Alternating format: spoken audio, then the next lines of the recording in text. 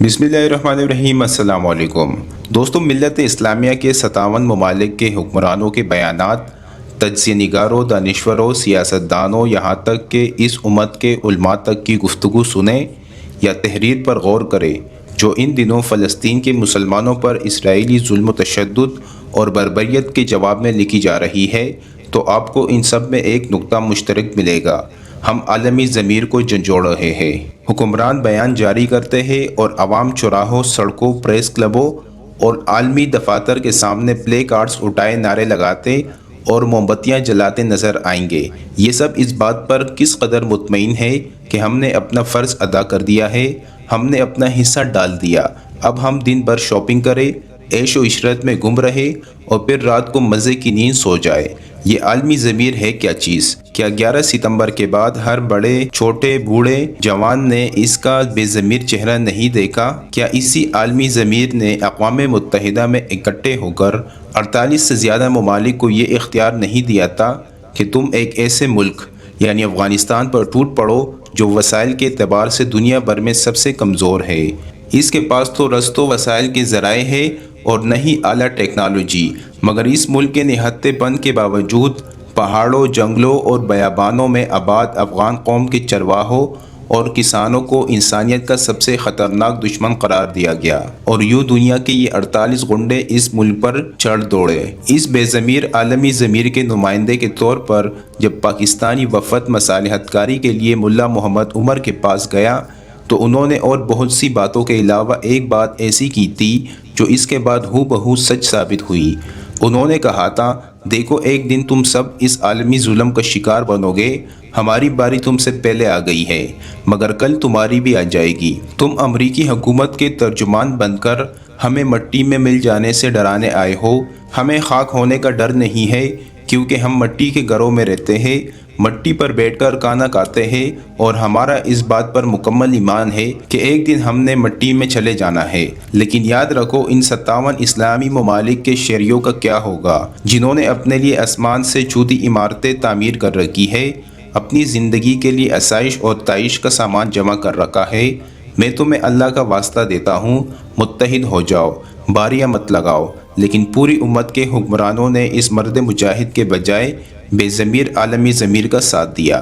تقریباً ہر پڑوسی اسلامی ملک نے افغانستان کے خلاف اپنی سرزمین استعمال کرنے کی اجازت دی۔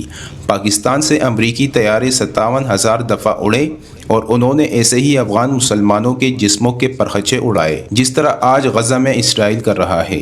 ایران نے نہ صرف بدترین خاموشی دکھائی بلکہ اس کے پاسداران کے سربراہ نے یہاں تک کہہ دیا، اگر امریکی حملے کے دوران ہمارے جوان شمالی اتحاد کے ساتھ شانہ بشانہ نہ لڑ رہے ہوتے تو یہ فتح ممکن ہی نہیں تھی۔ تاجکستان نے کابل کی طرف پیش قدمی کے لیے قلاب کا راستہ دیا۔ یوں بے ضمیر عالمی ضمیر مسلم امہ کے بے حس حکمرانوں سے مطمئن ہو گیا۔ یوں دنیا کے امن کے لیے سب سے بڑے خطرے افغانستان پر ناجائز قبضہ کر لیا۔ مگر کیا اس کے بعد کسی اور کی باری نہیں آئی؟ شاید ہم بھول گئے۔ اس کے بعد عراق تھا۔ اس کے لیے تو کسی نے نیو یارک میں موجود عالمی ضمیر کی علامت اقوام متحدہ سے اجازت لینے کی بھی ضرورت محسوس نہ کی۔ امریکہ اور اس کے اتحادی اپنی فوجی قوت اور میڈیا کے پروپیگنڈے کے زور پر عراق میں داخل ہو گئے۔ کون سا مسلمان پڑوسی تھا جس نے اس ظلم پر احتجاج کیا ہو؟ احتجاج ہوا بھی تو صرف مغرب کے شہروں میں۔ مسلمان ملکوں نے اس بے ضمیر عالمی ضمیر کے سامنے نہ صرف سر جھکایا بلکہ سجدہ ہائے تعظیمی کیا۔ شام، اردن، کویت، قطر، سعودی عرب اور ایران سب کے سب کئی سال عراق کے نہتے اور مظلوم انسانوں کے قتل عام کا خاموش تماشا دیکھتے رہے۔ معاملہ یہاں تک رہتا تو بات سمجھ میں آتی تھی کہ ان کا ضمیر اس بے ضمیر عالمی ضمیر نے خرید لیا ہے، لیکن پھر ان دونوں ملکوں میں جب ان عالمی غنڈوں نے اپنی مرضی کے آئین تحریر کیے، اپنی نگرانی میں الیکشن کروائے اور اپنی کاسالیس حکومتیں قائم کی، تو ان تمام ممالک نے ان دونوں حکومتوں کو نہ صرف جائز تسلیم کیا بلکہ ان کے ہر ظلم پر بدترین خاموشی اختیار کی۔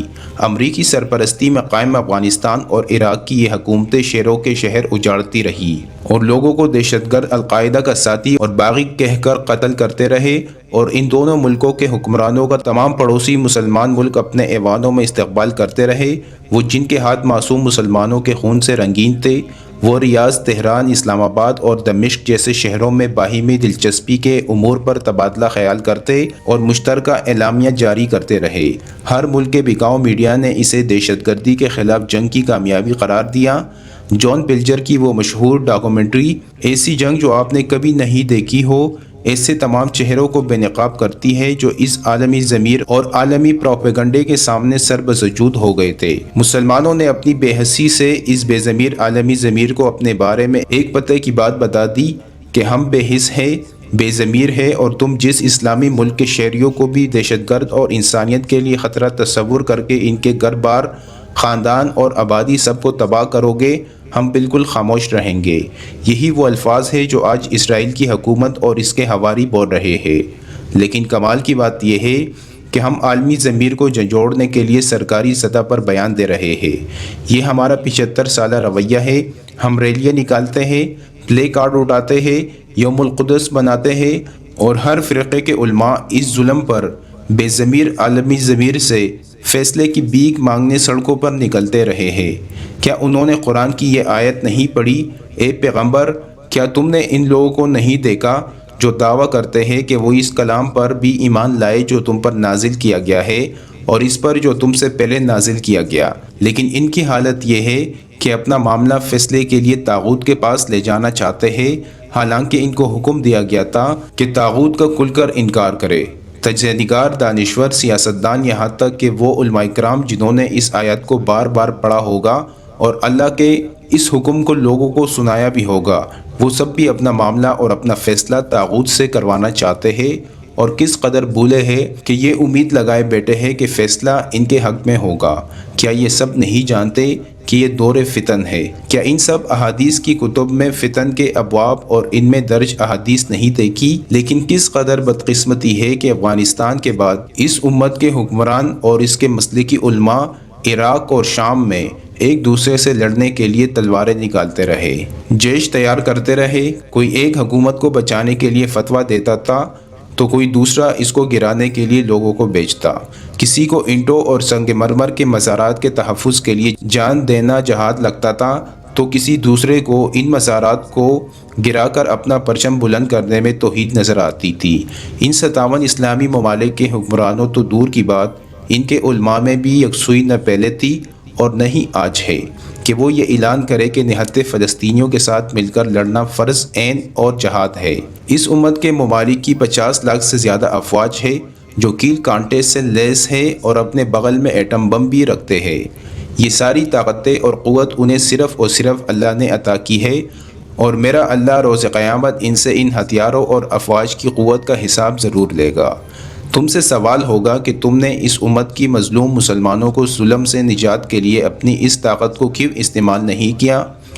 جو جتنے بڑے منصب پر ہوگا، روز حشر اس کی اتنی ہی بڑی جواب دہی ہوگی۔ سب جانب خاموشی ہے، سکوت ہے، حکمرانوں کے بیانات ہے، پلے کارڈز ہیں، بینرز ہیں، تبصرے ہیں۔ شاید یہی وہ زمانہ تھا جس کے بارے میں رسول اکرم صلی اللہ علیہ وآلہ وسلم نے فرمایا تھا، لوگوں پر ایک زمانہ ایسے آئے گا جب ان میں پڑھے لکھے لوگ بھی یہی کہیں گے کہ یہ جہاد کا دور نہیں، لہٰذا جس کسی کو ایسا دور ملے تو وہ جان لے کہ یہی جہاد کا بہترین زمانہ ہوگا۔ صحابہ نے پوچھا، یا رسول اللہ صلی اللہ علیہ وآلہ وسلم، کیا کوئی مسلمان جہاد کے بارے میں ایسا کہہ سکتا ہے؟ آپ صلی اللہ علیہ وآلہ وسلم نے فرمایا، ہاں، جن پر اللہ کی لعنت، فرشتوں کی لعنت اور تمام انسانوں کی لعنت ہوگی۔ دوستو، کیا 57 اسلامی ممالک میں سے کوئی ایک ملک بھی ایسا ہے جو تمام اسلامی ممالک کو اکٹھا ہونے کی دعوت دے کہ آؤ ہم اپنے فیصلے طاغوت یعنی اقوام متحدہ اور عالمی طاقتوں سے نہیں بلکہ خود کرے، خود اسرائیل کے خلاف جہاد کا اعلان کرے؟ ہم سب نے عالمی قوتوں سے مل کر 11 ستمبر کے بعد لفظ جہاد کو دہشت گردی کا بدل بنا کر بدنام کیا، لیکن میرے اللہ نے پوری دنیا کی قوت اور ٹیکنالوجی کو افغانستان کے پہاڑوں میں ذلت آمیز شکست سے دوچار کیا۔ آج اس ایک لفظ جہاد کو منہ سے نکالنے پر ہمیں جس قدر شرمندگی ہوتی ہے، جان لے کہ اس سے کئی گنا زیادہ شرمندگی ہمیں روز قیامت ہوگی، جب ہم سے ان مظلوموں کے بارے میں سوال کیا جائے گا۔